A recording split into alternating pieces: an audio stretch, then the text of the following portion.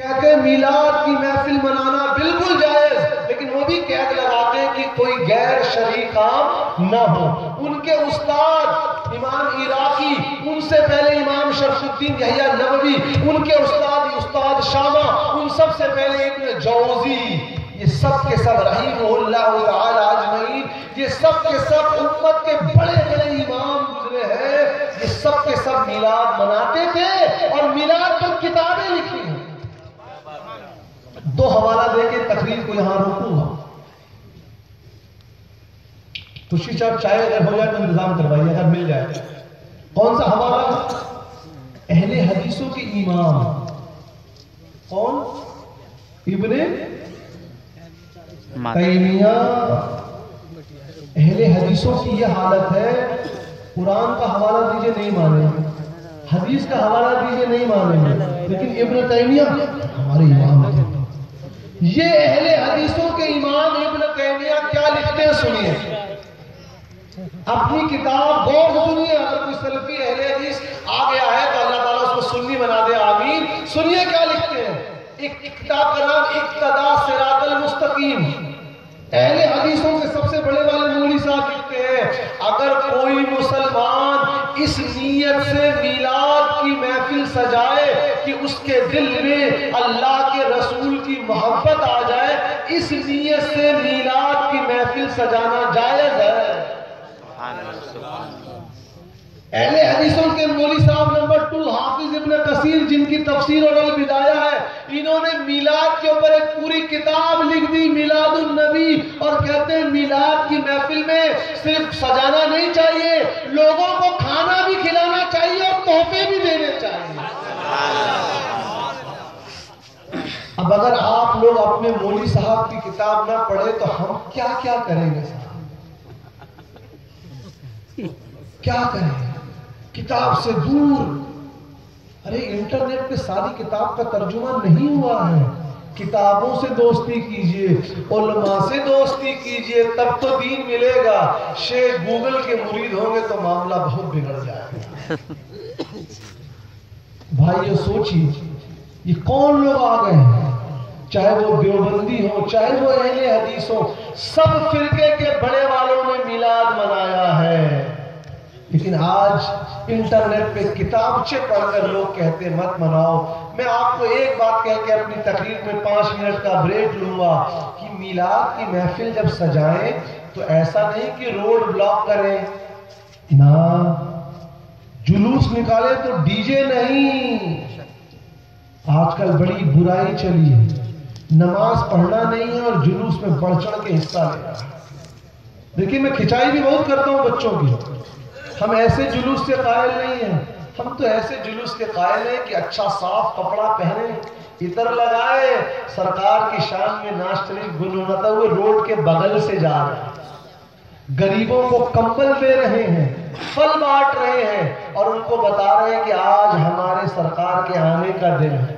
ہم تو پیمفلیٹ بانٹ رہے ہیں، اس میں 10 حدیث شریف کا ہندی میں ترجمہ انواد چھپا ہے، کیا؟ جنت ماں کے قدموں کے تلے ہے، صفائی آدھا ایمان ہے، اپنے پڑوسی کے حق ادا کرو۔ اس طرح کی حدیثوں کا ترجمہ لکھ کر مسلم اور غیر مسلم سب کو دو، یہ ہمارا طریقہ ہونا چاہیے۔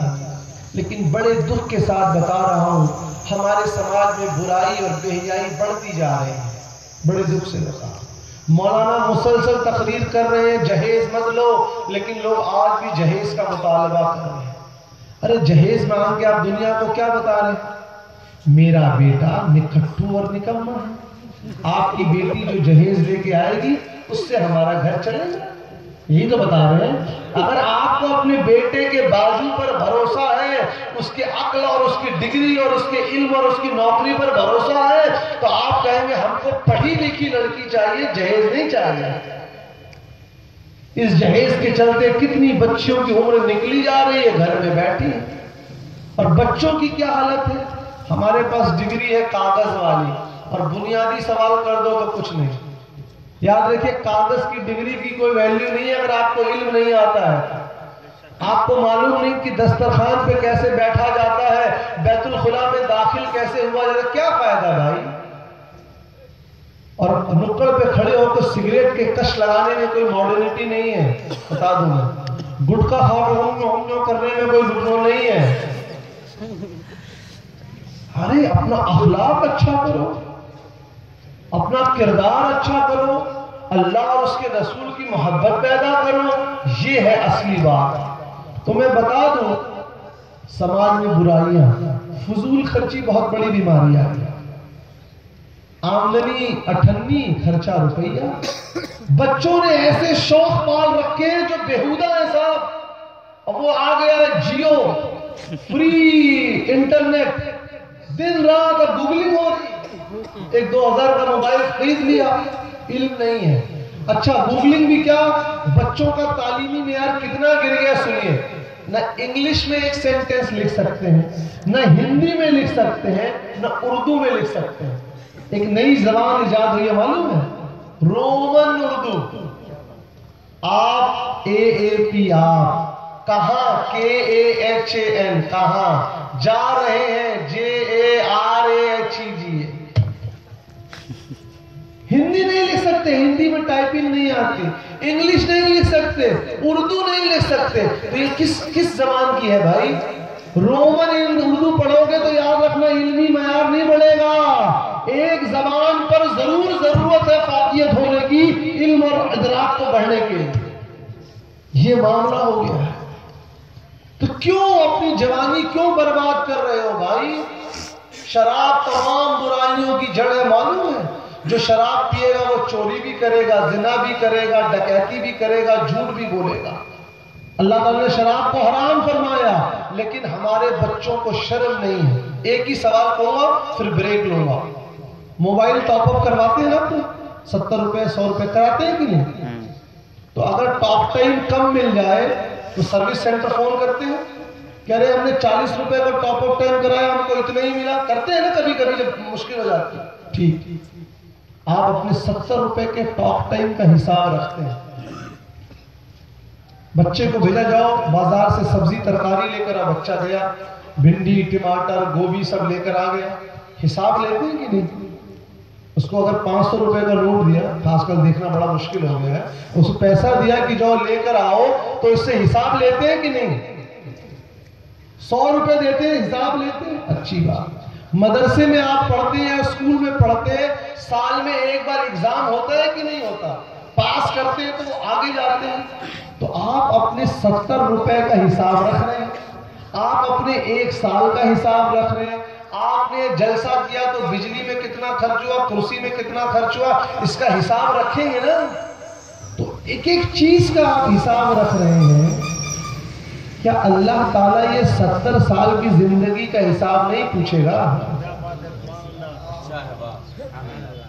بس سوچئے، آپ سوچئے،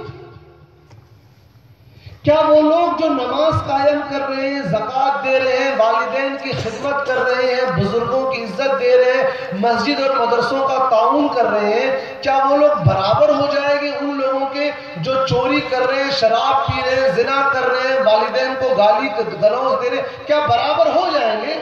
آپ اپنے دل پر ہاتھ رکھیے کہ اگر آپ کے 2 بیٹے ہیں، ایک آپ کی بات مانتا ہے اور ایک نہیں مانتا، کیا دونوں کو برابر پیار کرتے ہیں؟ آپ کے 2 دوست ہیں، ایک آپ سے محبت کرتا ہے، ایک آپ کی بات نہیں مانتا، تو کیا آپ اس کو برابر کا ٹریٹمنٹ دیں گے؟